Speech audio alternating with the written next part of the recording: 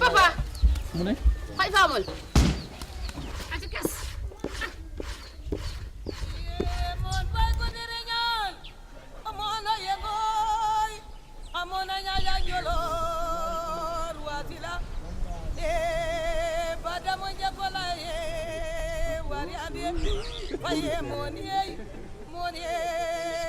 wari ande mon bay ko dire ñaan amona yegoy amona ñaya jolor wasila badamo jagola wari ande mone bayo mon bay ko diriño no mono yego mon bay ko diriño no mono yego amono ñajanjalo asila bada mo nyekola e wariande mone kabiram ko dum ni to njongolor adogo ngoye adama sambaget bo pis kamam ayer kongeran bayo danja ma joko mi bayo waliande danja ma joko mi waliande bay wagan basane ngere wasila mone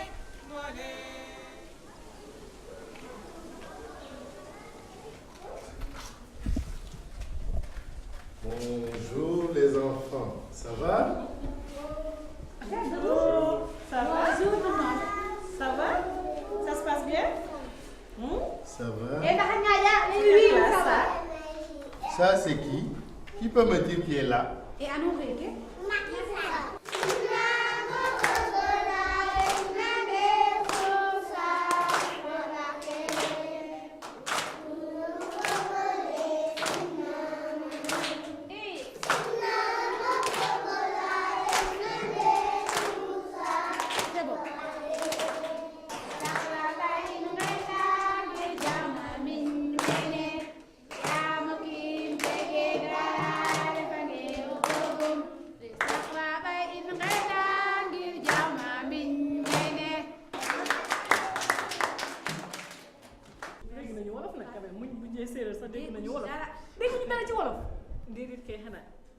jërëjëf ci séeréer mooy lan. Jokko njaat. Jokko njaat. Aca ala num jokko njaat. Jokko njaat.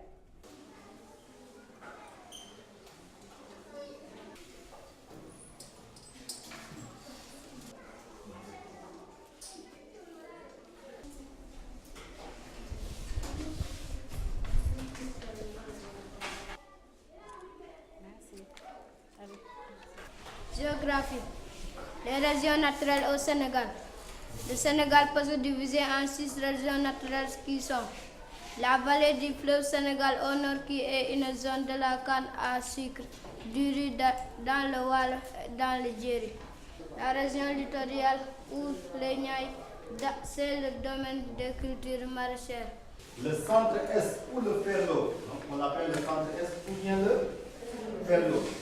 C'est une grande plaine sahélienne avec une steppe composée de gommiers et d'épineux.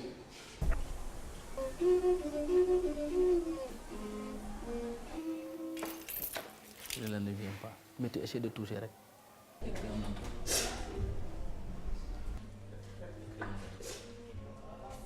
Avec les ordinateurs portables solaires qu'on a, donc pour apprendre aussi aux enfants à pouvoir utiliser déjà l'informatique à l'école primaire, donc les initier, et en même temps aussi à permettre aussi aux enfants de pouvoir accéder à l'Internet. Au moins que les enfants puissent s'ouvrir un peu pour savoir ce qui se fait ailleurs et permettre aussi aux maîtres de l'école de faire des recherches, pour vraiment augmenter leur pédagogie. C'est des ordinateurs qui ont en même temps une plaque solaire au-dessus, donc qui permet, même s'il n'y a pas d'électricité, qu'on puisse mettre au soleil et ça nous permet aussi d'avoir les charges. Donc ça a un changement parce que ça leur permet de s'habituer déjà, de pouvoir aussi écrire quelque chose, de le garder.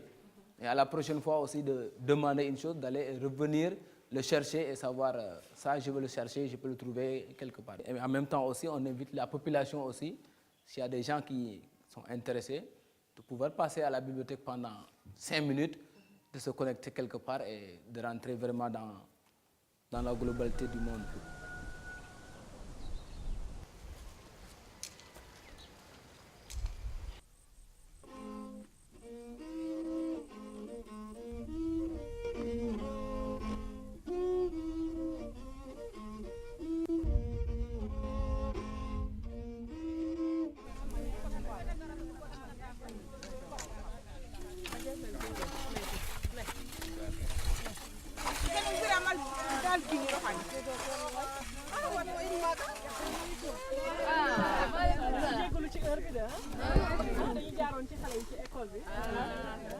xam nga tey dafa nekk fukki fan ak ñaar ci weeru fukki fan ak ñaar ci atu 2012 mooy lanati sax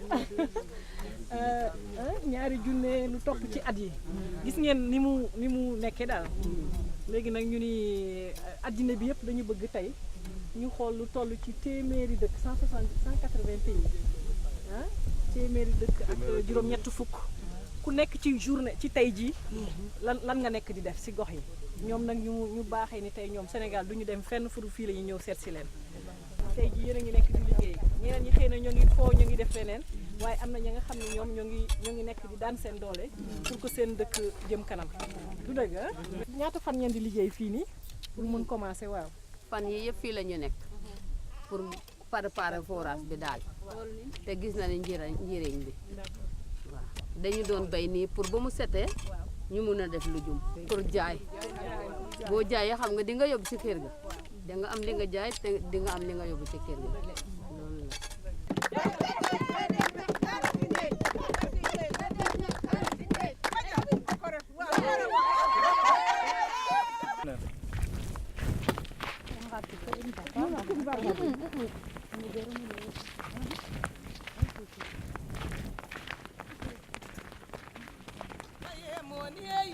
Moni wali ami mon bay gulirinya amona yengoy amona nyanya njala wasila pada monje kolaye wali ande moni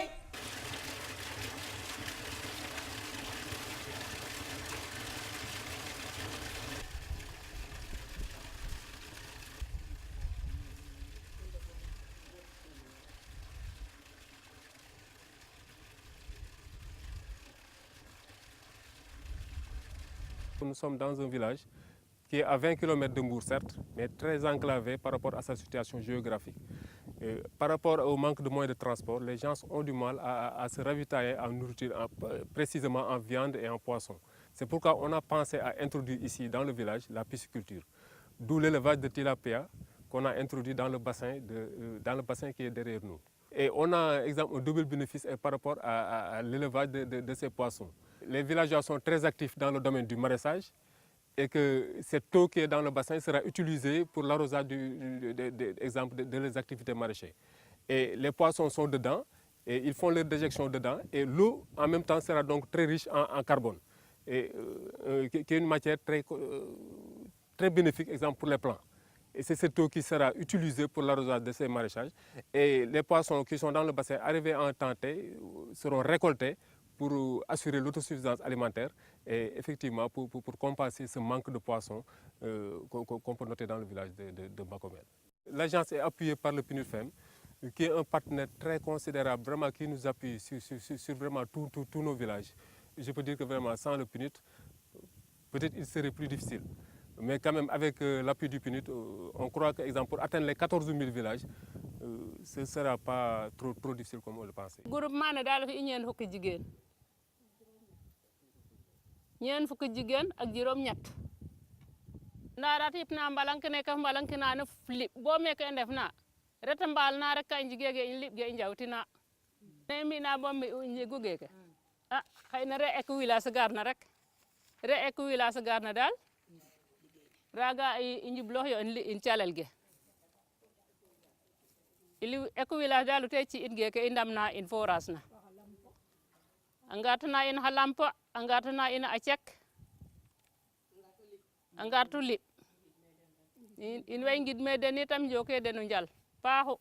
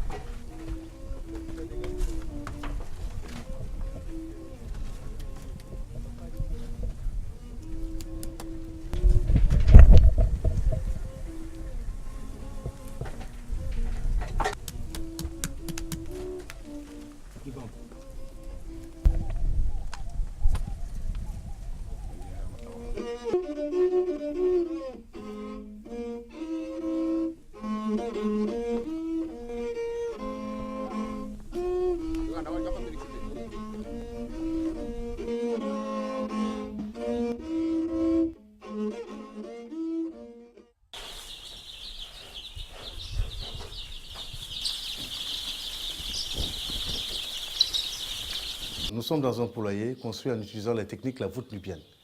La technique de la voûte nubienne, c'est une technique qui permet à la fois la thermorégulation, c'est-à-dire que quand il fait excessivement chaud à l'extérieur, il fait doux à l'intérieur et inversement. Et ça nous permet de conduire des élevages modernes dans des zones où il était difficile de pouvoir conduire ces élevages modernes. Et ceci rentre dans le cadre de notre composante amélioration des moyens d'existence des populations. C'est-à-dire qu'ici, avec des poulets pontes, nous essayons de produire des œufs à commercialiser pour permettre aux populations d'avoir des revenus. Pourquoi ces revenus? C'est pour permettre à certains jeunes de pouvoir rester dans les villages et éviter le mouvement de l'exode rural. Parce que dans les éco-villages, tout notre travail, c'est faire l'exode urbain, maintenir les populations dans leur localité et travailler pour qu'ils aient des moyens d'existence durables.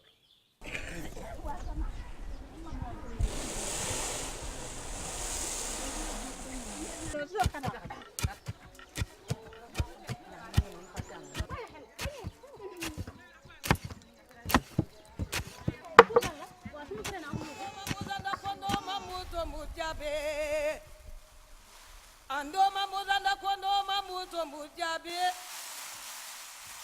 Andoma muzanda kwandoma muto mujabe. Nda danya majoko mizo waliande. Danya majoko mizo waliande vai. Wakan fasali ngere wasila. Mone mone.